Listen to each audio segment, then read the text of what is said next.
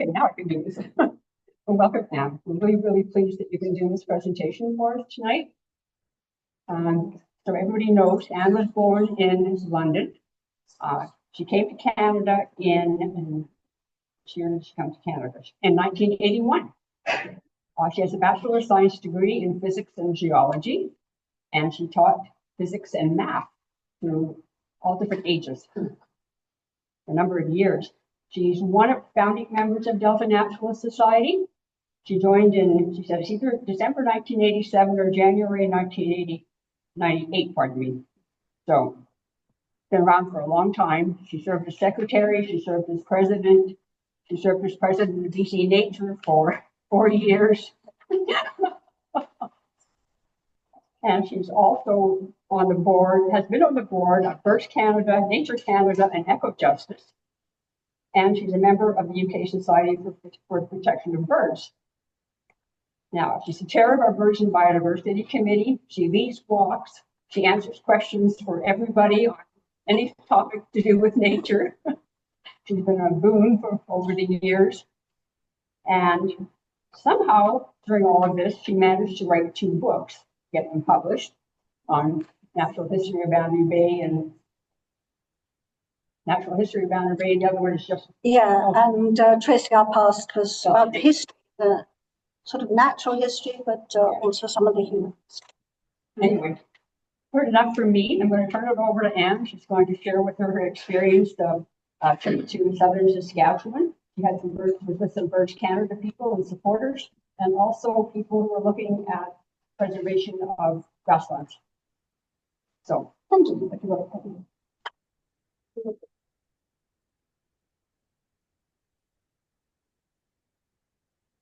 Well, I thought for the Christmas party, you wouldn't want a long slideshow, and this is a short visit. I was in Saskatchewan for 3 days. So there was a travel day there and a travel day back, but I was only there 3 days. So it's not going to take too long to show you my pictures. It was my first time in Saskatchewan. I'm a bit ashamed to say, because actually I lived in Alberta for several years and never thought to go east. We always used to go west to the mountains when we were there for recreation. And it was really quite an eye-opener to see the Grasslands National Park. And I would encourage anybody who has not yet been to Grasslands National Park in Saskatchewan to make room in your schedule to go there, because it was absolutely wonderful. So we flew over the Rockies to Regina. And once our little group managed to meet, which is always a little bit challenging when you don't know who you're going with. I only knew the leader. I didn't realize, I wasn't sure who the other people were going to be. And so I ended up kind of looking around, seeing who it would be. Getting a little bit of feedback here. Is that... A little bit, yeah.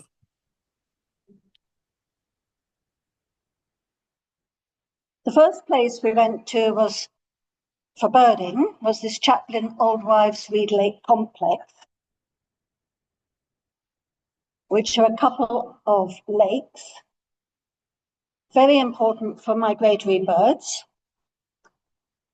and especially the shorebirds. So we saw some beautiful shorebirds here, avocets and spirits, and yeah, I'm getting quite a lot of feedback on here. Can we do anything about that, or should I be standing somewhere different? It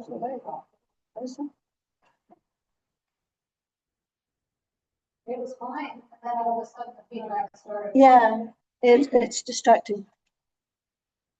You wanted to talk about the mic, or? Well, then you turn this off. Try to. Oh, can we hear you? Okay, can you hear all right with that? No feedback? Yeah. So this was the first place. This is the Western Hemispheric Shorebird Reserve Network, which is like the Fraser Delta is also. It's one of the stopping places for shorebirds on their migrations north. One of the birds we were particularly interested in seeing was the American avocet, and they certainly were extremely in evidence, beautiful views of them. And we had 45 species at that lake alone. It was mostly shorebirds, ducks, and a few of the grassland birds. One of the species that we don't really get too many of here is the semi-palmated plovers. They go up the central flyways, so it was exciting to see them. And the people who were more used to Saskatchewan birds were excited to see a sanderling in the midst. And of course, we get big flocks of sanderling. It's nice to see. Can you spot the sanderling? Bottom right. This was a new species for me. I'd never seen a Ross's goose, and it was at a little bit at a distance. Yusuf managed to get this shot through the telescope. It was at the back end of the pond that we were looking at. So that was exciting. It's like a snow goose, but it's smaller, and it only goes up and down the central flyway, so we don't get it out here on the west coast. That last lake was close to Regina, but Reed Lake was the first stop sort of out on the prairies. Very, very flat landscape, of course, and quite a salty looking lake. And this is where we started to hear some of the grassland birds. So this was very exciting to see the chestnut-collared longspur, which is a finch-sized bird. It has a lovely song. It goes very high up in the air to sing the song. And luckily, I was, because I'm not one to take photographs because I haven't got one of these great long lenses half of you have got. Yusuf Atia, who was our leader on the trip, he's with Birds Canada, very happily gave me his pictures to show you, because he is keen that everybody learns about the importance of the birds in this area and the good work that Birds Canada is doing there. So this was the chestnut-coloured longspur, and it had both a beautiful coloration. I don't know if you can see on the photo, but it's really quite reddish brown on the stripes on its face there, and it has a lovely song to it. Really epitomised the grassland habitat. So then we did quite a lot of driving because we were trying to cover a lot of ground in our 3 days. And the weather was quite nice. It was a sort of mix of clouds and sunshine and rain. And we went through a lot of this sort of grassy, just exactly what you'd expect the prairies to look like from my point of view. It reminded me of some parts of Alberta, but it was extremely grassy.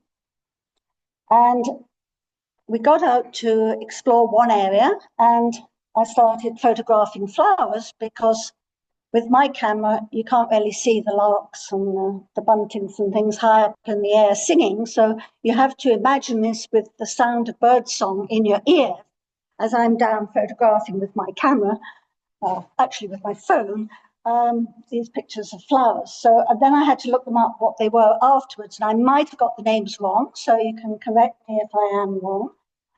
This lovely little red one, I learned was scarlet globe mallow, and there was quite a lot of that just growing on the ground. And the background of that picture is of moss. So there were these sort of dryish, mossy areas and these low-growing plants interspersed with grasses.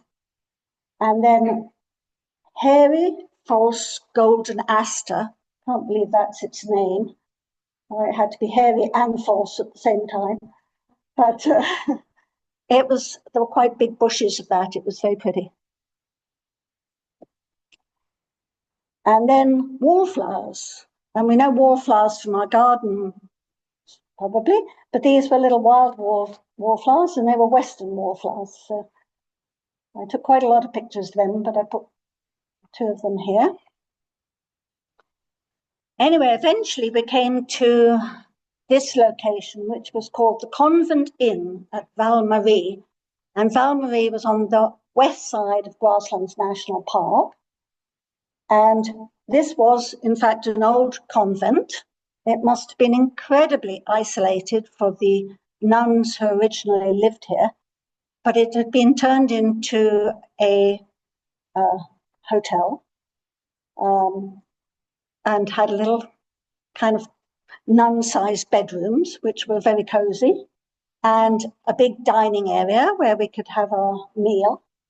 And it was actually very comfortable and nice. And in those trees around the inn, there were quite a lot of birds like orioles, and there was a hawk around, and various finches and things. And then for miles around, it's just completely flat grassland and small bushes. So those were about the only trees for quite a ways. When we went out in the evening, somebody, I don't know how they found the common nighthawk that was roosting, and they saw it before it started flying around, which it did later.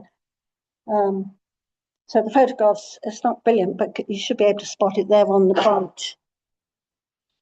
We got views of it through the scope too. Okay, so that was June the 4th. It was a couple of lakes and then quite a long drive. But now we were in the area where the Grasslands National Park starts. So they had us up at 5:40 in the morning.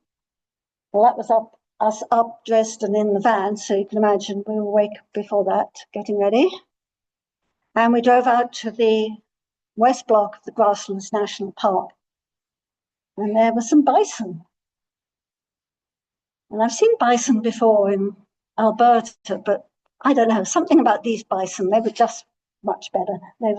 They felt really much wilder, even though they were just standing around near the road, the way bison sometimes do. And they were just gorgeous. Yeah, I took a lot of these photos, but I've only just put in a couple of them. But quite honestly, it was well worth going on the trip just for that view, I think. This is beautiful. And we're looking south there.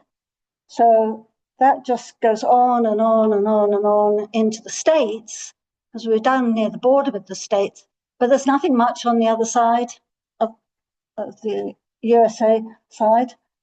So I think they had a long way they could have roamed. Just lovely. And they weren't shy, so they were all over the road. And this guy is just... One question. Yes. These ones are wild, or are they? They're wild. They're wild. Yeah, they are roaming. This is a huge... Thank you for the question, because I can, enlarge on it. This is a huge national park. It's all grassland. The scenery you're seeing there goes on for miles and miles and miles. And these guys are just, I think maybe they come near the road because maybe of salt on the road for keeping it, open in the winter and spring. Because some were way in the distance, but we were lucky to see them close by like this. And they weren't aggressive in any way. I mean, we weren't going up and petting them or anything stupid. We were giving them a distance. But yeah, that's bison roaming free. Now, I'm not sure whether what the history of the bison are there. There would have been bison there originally. Whether they were hunted out at one time and reintroduced, somebody else in the room might know. If there's people from Saskatchewan here, looking up, one or two of you. Yes, somebody's there. The old name for Pile of bones. There you go. Yeah. Thank you. Yeah, do chime in because I'm a novice when it comes to Saskatchewan. Anyway, the reason we were up really early was to see the sharp-tailed grouse lek. Now, sharp-tailed grouse was a new bird for me. I have not seen them before, so it was extremely exciting to be up at dawn and seeing them doing their lek, which is a display that grouse and some other birds do this, but a lek is a sort of a dance and an interaction of multiple birds where they're trying to show their dominance, who's the best looking male, who's going to get the best females, who's got the best tail up in this case, I suppose. How do they gauge? I don't know, but they're strutting around, they're calling, they're flicking their tails up, and they're also blending in with the grass, and they're strutting around, these males looking absolutely marvelous in the early morning sun. And the females are sort of standing around, he's okay. Oh, I don't know. What do you think? And presumably at some point they decide and mate and have little baby ones. So that's the fun thing. There were quite a few animals too. This one was a bit of a, I put this one in because I really liked seeing it because it was the first pronghorn I'd seen on the trip, but it was a bit shaky. I think it was through the car window, and the next one came out a little bit sharper. And if you look in the disc on the left-hand side, there's a couple of geese or something walking away there just to give some scale. So we did see quite a few pronghorn antelopes in this area, and you get an idea of what the grassland is like there. Just roaming around, free running and doing things that pronghorns do.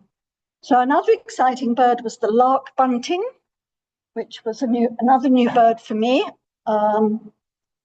Classic bunting shape, sort of dumpy, regular sort of sparrow-looking size bird, but really striking coloration, black and white, which didn't blend in at all with the surroundings. So that was kind of interesting that they would have such bold coloration. They obviously don't have too many predators. And they would sing by going really high up in the sky and doing a sort of song flight. And there's two more. That's Yusuf's. So we saw quite a few of them. Lovely birds. I think they almost, it was hard to think of a bird of the trip, really, because the grouse was so wonderful, but I really like the lark buntings. And we saw quite a few of them as we went through the park.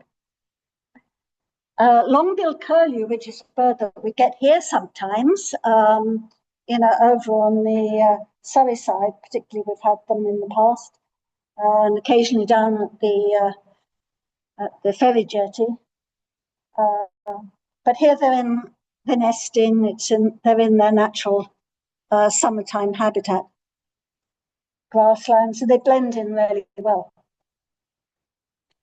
Then I got into a few more flowers, some loca weeds, some nice blue flax, and this one on the right, I wasn't sure if it was prairie smoke, one of the geum family, or hairy clematis. Anybody planty? I think that's not the very. Okay, that's what I needed. This is what I need.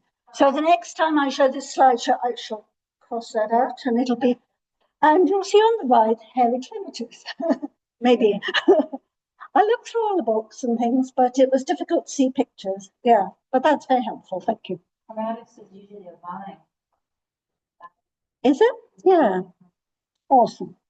Try iNaturalist, what I did for you. I did try iNaturalist, and it wasn't very helpful, actually. Yeah, I don't think my photograph was quite up to snuff. Yeah. Anyway, small, lovely grassland for you to see. So you can see we were just traveling through this sort of landscape. And we did meet with various locals who had, I don't know if I'm going to show that later on. I don't think I did put them in the end. We met with people who were landowners in the area, and it's a little bit like the Delta Farmland and Wildlife Trust. They've got some programs going, the same as we have here, for cooperators who have land adjacent to the park and how they can manage their land so that it's beneficial for birds as well. So Birds Canada is working on that, and that was one of the things we did meet. And we did discuss, and we met with people to talk about. I'm not sure if I put too many photos of that in because I focused really on the scenery. And we had these sort of rather reddish sunsets and late afternoon due to the forest fire smoke coming from further north at that time. If you remember, there was some quite bad forest fires up there in further north in Saskatchewan. So we moved on to the canyons of the East Block Grasslands National Park. And this was quite a different sort of scenery, like much less rolling, more steep. There was quite a few birds of prey here. We saw colonies of black-tailed prairie dogs and Richardson's ground squirrel. I remember the ground squirrels from Alberta, but I think this was a different species.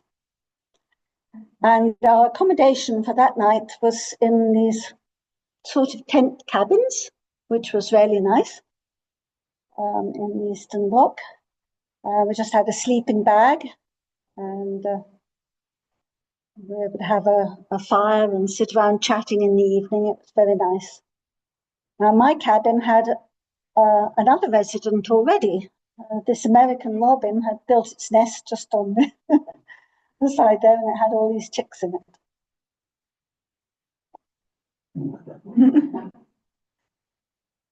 They were, yeah, 4 hungry little mouths to feed.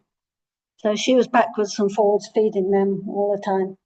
And of course, that time of year, nice long summer evenings, it didn't really get dark very much. So that was sunset at the east side of Grasslands National Park on June the 5th.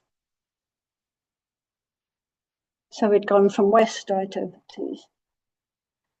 We also had some other nesting birds around. The cliff swallow was had a rather poorly constructed nest there. I don't think that was really quite up to standard for a cliff swallow. And black phoebe was nice to see, just pottering around, catching flies near the accommodation.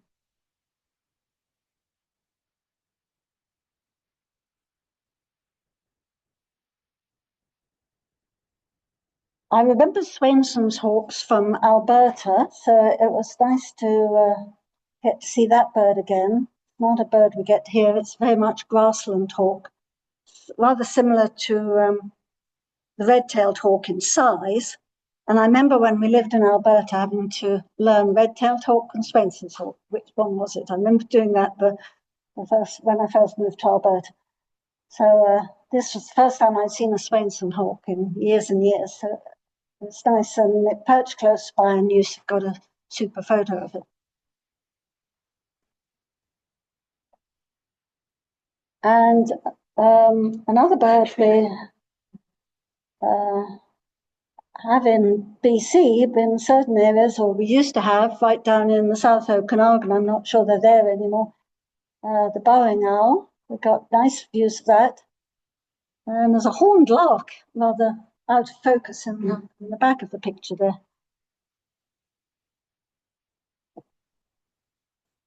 So while we were there, the idea was to meet some of the ranchers and learn about the programs that Birds Canada has in place there. And so we did quite a lot of interacting with the people that were involved in the programs. These are programs on ranches adjacent to the Grasslands National Park, so that by either leaving grasses uncut or allowing for bird habitat rather than just plowing everything up or whatever, they were enhancing the area around the park, very similar to the work of the Delta Farmland and Wildlife Trust, as I've mentioned. And we got to meet them and talk with them. But I didn't feel, since this goes up on our website and everything, that I should be putting pictures of the people that were involved, because it's sort of a privacy issue. So this is the only one showing the group of us and some of the cooperators, not too recognizable. But it was actually really nice spending time, and we went to people's ranches and we had tea with them and talked about programs and things in between times. So I really felt that we got to meet and learn about the issues for these farmers and ranchers related to birds and habitat and maintaining wildlife on their properties. Then heading back north, back to Regina, because as I say, it was only a 3-day trip, we stopped at this nice grove of deciduous trees, and just for, a bathroom break, really. And this beautiful orchard oriole popped out on the tree, and that was a lifer for me too. I hadn't actually seen one before, and it's got a lovely picture of that one too. So it was a very interesting little trip. Short but sweet. I would thoroughly recommend, if you haven't been there, to go there. The wildlife was just fantastic, and the people were hospitable, friendly, doing a great job of trying to protect the habitats and enhance the area for birds. And the work of Birds Canada is across Canada, and I would encourage you to donate to that organisation, because I think they're doing an excellent job in helping protect habitats and protect birds that so many of us really enjoy watching. Thank you.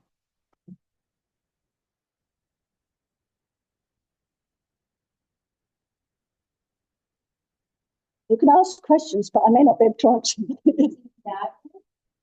Badgers. No, I don't think we saw any badgers. 2 years. So. Yeah. Yeah. Travel road, which might have been outside of the park. Yeah.